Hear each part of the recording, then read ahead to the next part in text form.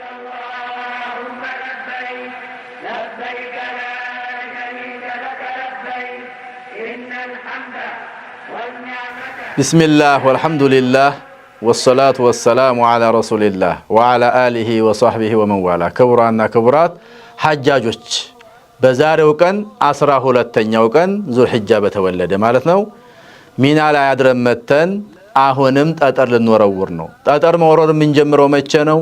ዙህርን ከሰገርን በኋላ ወይም بعد الزوال ነው። ፀሐይ ወደ መግቢያዋ ዘንበል ካለች በኋላ እንጂ ከሱብሂ ጀምሮ እስከ ዙህር የሚወረውሩ ሰዎች በ11ኛው ቀንም ሆነ በ12ኛው ቀን ስህተት ነው። ስለዚህ በ12ኛው ቀን መተን ጠጠር ነው የምንወረውረው። 7 ጠጠር ጀምረተል ኡላ ላይ፣ 7 ጠጠር ጀምረተል ውስጧ ላይ፣ 7 ጠጠር ጀምረተል አቀባ ላይ። ልክ እንደ ትናንቱ አሁንም መጀመሪያው ላይ ጠጠር ወርወር እንደጨረሰ 7ቱን ዱዓ እናደርጋለን። ቀጥለን ሁለተኛው ላይ 7ቱን ጠጠር ከወረወርን በኋላ እያንዳንዱን የምንወረውረው አንዴ በጅምላ አይወረወርም። ጉርጓዱ ካልገባላችሁ እንደገና ሌላ ጠጠር አንስታችሁ መወረር ነው የሚኖርባችሁ እንጂ እዛ ካልገባ አይቆጠርም። እሺ ጉርጓዱ ውስጥ طيب ጠጠሩን እንወረውራለን። አሁንም ዱዓ እናደርጋለን መሐከለኛዋ ላይ ማለት ነው። ከዛ እንቀጥላለን። ወደፊት ነው የሚመጣው መጨረሻዋ ጠጠር መወረውሪያ ወይም ታላቋ የምትባለው ከፍ ያለች ስለሆነች ነው።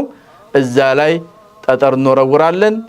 አሁንም ዱዓ እናደርግም። ከጨረስን በኋላ መለስ ብለን ወደ ሚናችን ወደ ማረፊያ ቦታችን ነው የምንመጣው። በዚህን ቀን የምንሰራው ስራ ምንድነው? ሶስቱም ቦታ ላይ 21 ጠጠር መወርወር ነው። 7 ከጨረስን በኋላ ወደ ማረፊያ ቦታችን መመለስ ነው። ጠጠር መወርወር የሚጀምረው መቼ ነው አልኳችሁ?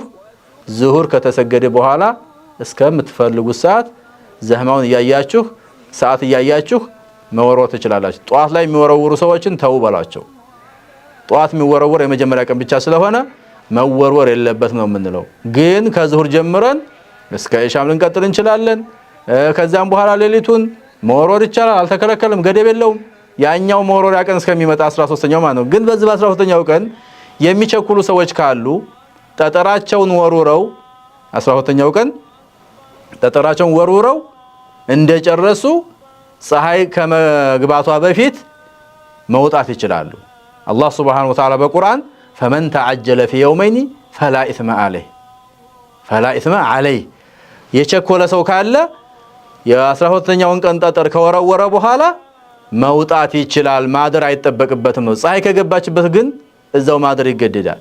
ስለዚህ ፀሐይ ከመግባቷ በፊት መውጣት አለበት የ12ኛው ቀን የሚቸኩል ሰው። ያልቸኮለ ግን ይደርና አድሮ 13ኛውን ጠጠር ከወረወረ በኋላ ቢወጣ ይመረጣል። በጣም ምርጥ ነው። ነብዩም አለይሂ ሰላቱ ወሰለም ያደረጉት ይሄው ስለሆነ ማለት ነው። ስለተከታተላችሁኝ በጣም አመሰግናለሁ።